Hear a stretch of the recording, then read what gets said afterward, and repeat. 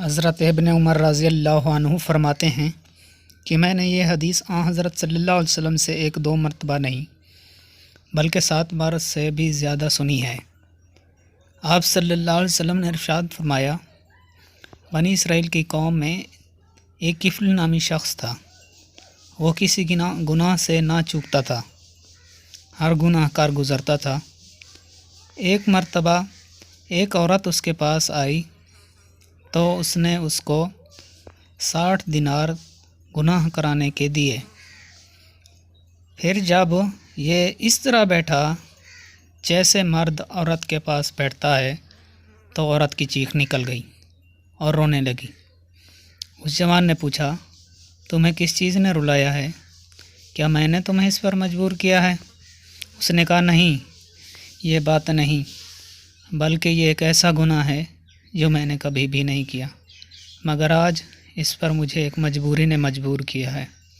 تو اس جوان نے کہا کہ تو یہ کام کر رہی ہے جب کہ تو نے ایسا پہلے کبھی نہیں کیا۔ پھر وہ شخص ہٹ گیا اور کہا، تم چلی جاؤ اور یہ دینار بھی تجھے بخشے۔ پھر اس شخص نے کہا، اللہ کی قسم، اب کفل کبھی بھی اللہ کی نافرمانی نہیں کرے گا۔ پھر یہ شخص اسی رات کو فوت ہو گیا۔ جب صبح ہوئی تو اس کے دروازہ پر لکھا ہوا تھا، قد غفر اللہ للکفل، اللہ نے کفل کی مغفرت کر دی۔ تو اس حکایت سے ہمیں یہ سبق ملتا ہے کہ توبہ کرنے کا کوئی وقت مقرر نہیں۔ اللہ تعالیٰ بہت ہی غفور و رحیم ہے، اور اللہ تعالیٰ ہماری توبہ کے انتظار میں ہیں کہ کوئی ہے جو مجھ سے بخشش طلب کرے۔